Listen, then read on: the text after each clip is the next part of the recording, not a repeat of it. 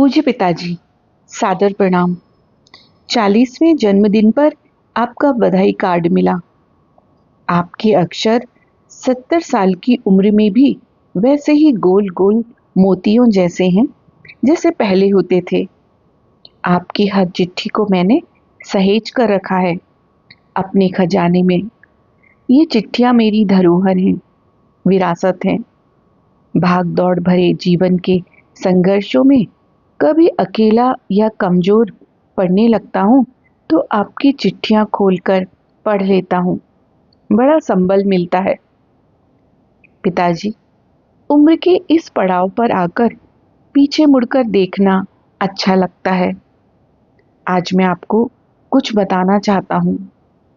कुछ अनकही बातें हैं जिन्हें कहना चाहता हूँ। कुछ अनछुए कोने हैं जिन्हें छूना चाहता हूँ। पिताजी, मुझे हमेशा इस बात का गर्व रहा कि मुझे आप जैसा पिता मिला। जब मैं छोटा था तो आपने मुझे गहरी जड़ें दी। जब मैं बड़ा हुआ तो आपने मुझे पंख दिए। आपने मुझे प्रेरित किया कि मैं अपनी आंखों से सपने देखूं, दूसरों की आंखों से नहीं। जब मैं खुद को ढूंढने की यात्रा पर निकला तो आपने मुझे उम्मीद दी। जब मैं अपनी नियति को पाने निकला तो आपने मुझे उत्साह दिया। आपने मुझे अपने हृदय की आवाज सुनना सिखाया। आपने हर सुबह मुझे मुस्कुराने की कोई वजह दी। आपने मेरी हर शाम को उल्लास दिया, उमंग दी। आपने मुझे सिखाया कि मुश्किलों के बावजूद यह दुनिया रहने की एक खूबसूरत जगह है। बचपन में आपने मुझे छोटी छोटी खुशियां दी। मुझे याद आता है एक बच्चा जो हलवाई की दुकान पर गरम गरम जलेबियां और समोसे खा रहा है, रविवार को रामबाग में गुब्बारे उड़ा रहा है, झूलों पर झूल रहा है, तितलियां पकड़ रहा है, इंद्रधनुष देखकर किलक रहा है, चिड़ियाघर में जीव जंतु देखकर चहक रहा है, पतंगे उड़ा रहा है, कंचे खेल रहा है, जुगनुओं के पीछे भाग रहा है, कबूतरों को दाना डाल रहा है, हर फूल को कली को सहला रहा है, कुत्ते बिल्लियों के बच्चों को पुचकार रहा है और उसका पिता उसकी हर खुशी में उसका संगी है, दोस्त है, राजदार है। रोज सुबह कैंपस में सैर करने जाना, छुट्टी वाले दिन बागवानी करना, आपके संग आलू, गोभी, गाजर, मूली, टमाटर और हरी मिर्च उगाते हुए मैं खुद भी उगा बढ़ा।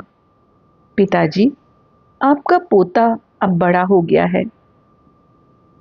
कल आपका ईमेल अकाउंट पूछ रहा था। अपने दादा से इंटरनेट पर चैट करना चाहता है। जब मैंने बताया कि दादाजी के पास कंप्यूटर नहीं है तो वो दुखी हो गया। पिताजी, मैं चाहता हूँ कि अपने बेटे को भी वे छोटी छोटी खुशियाँ दूँ जो मैंने आपसे पाई। वह 10 साल का हो गया है पर उसने आज तक पतंग नहीं उड़ाई, गिल्ली डंडा नहीं खेला, कंचे नहीं खेले, वह आम या जामुन के पेड़ पर नहीं चढ़ा। मैं चाहता हूं कि वह इन सब के भी मजे ले। उसका बचपन अधूरा नहीं रहे। पर वह नई जनरेशन का लड़का है जिसे कारें भी सेक्सी लगती हैं। वह कंप्यूटर और मोबाइल फोन पर वीडियो गेम्स खेलता है। वह केबल टीवी के असंख्य चैनल देखकर बड़ी हो रही पीढ़ी का लड़का है। पोगो और कार्टून चैनल उसके फेवरेट चैनल हैं। उसे मैकडोनल्ड और पिज़्ज़ा हट के बर्गर, फिंगर चिप्स और चीज़ टोमेटो पिज़्ज़ा अच्छे लगते हैं।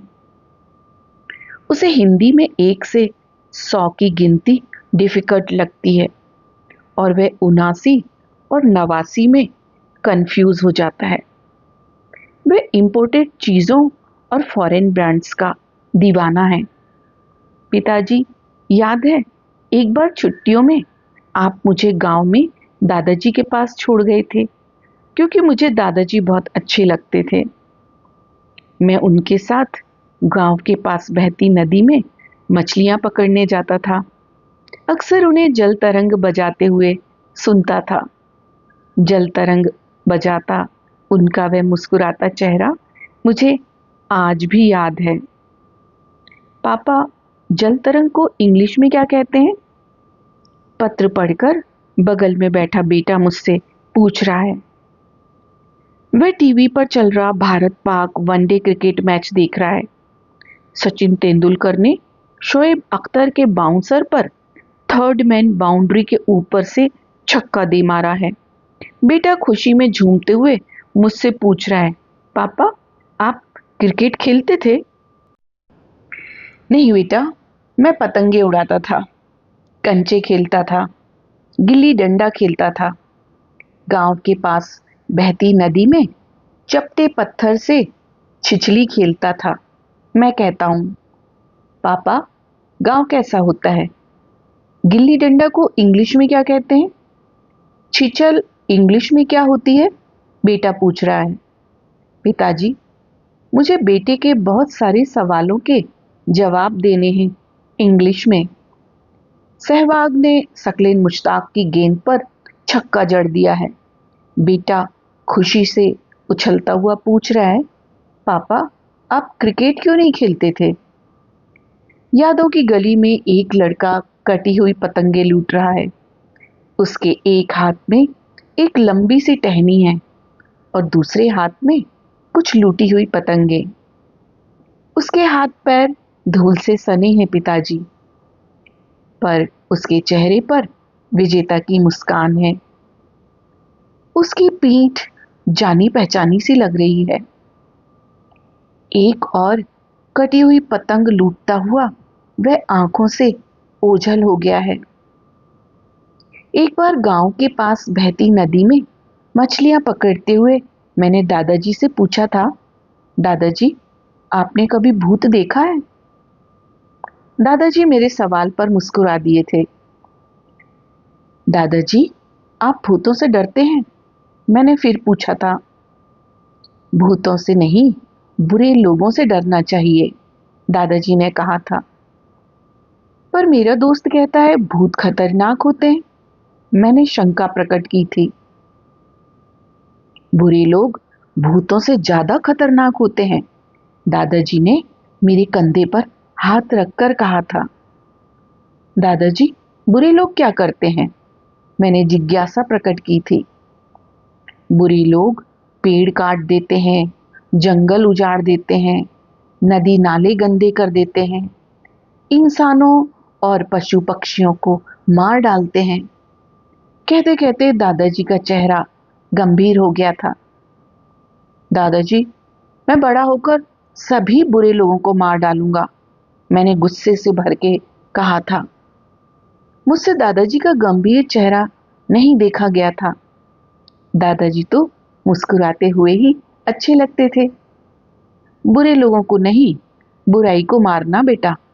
मेरी बात सुनकर दादाजी मेरी पीठ थपथपाकर मुस्कुरा दिए। बेटा, दूध पी लो, हॉर्लिक्स मिला दिया है। आपकी बहू रसोई में से आवाज लगा रही है।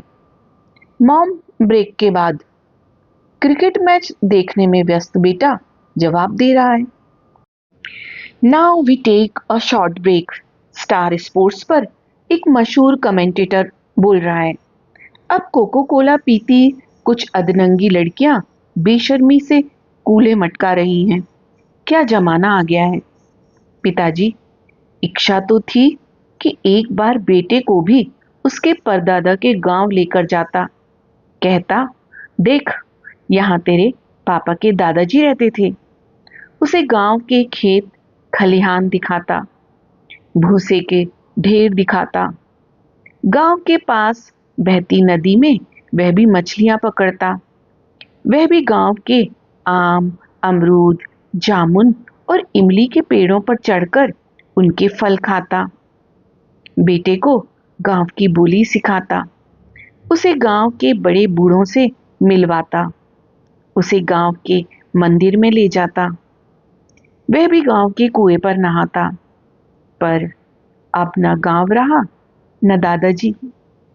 पिताजी, अच्छा हुआ दादाजी पहले चले गए। उन्होंने गांव के पास बहती नदी पर बांध बनने के बाद गांव को जलमग्न होते नहीं देखा। उन्होंने नदी के उस पार उगे घने जंगल को कटते हुए नहीं देखा। उन्होंने अच्छे लोगों के भेष में बुरे लोगों को नहीं देखा। अच्छा हुआ दादाजी पहले चले गए, वे ये सब नहीं देख पाते। पिताजी, इस बार छुट्टियों में आपके पोते को आपसे मिलाने लाऊंगा। मैं चाहता हूं कि वह भी अपने दादाजी के पास रहे, उनसे ढेर सारी कहानियां सुने। उसे बताइएगा कि कैसे एक बार एक बैंक के कैशियर ने गलती से मुझे ज्यादा रुपए दे दिए थे, तो आप मुझे अपने साथ बैंक लेकर गए थे और आपने वे रुपए उस कैशियर को वापस लौटा दिए थे। उसे बताइएगा कि ऐसा करना बेवकूफ होने की निशानी नहीं है, बल्कि अपनी निगाहों में गिरने से बचना है। उसे अंतरात्मा की आवाज सुनना सिखाइएगा। उसे बताइएगा कि किसी चीज का केवल विदेशी या इंपोर्टेड होना ही उसके अच्छे होने की निशानी नहीं है। वह आपकी बातें जरूर समझ जाएगा। आपकी बहू खाना खाने के लिए आवाज दे रही है। बैंगन का भरता और अरहर की दाल बनी है। आप होते तो कहते, वाह क्या खाना है। आपको ये दोनों चीजें कितनी अच्छी लगती हैं।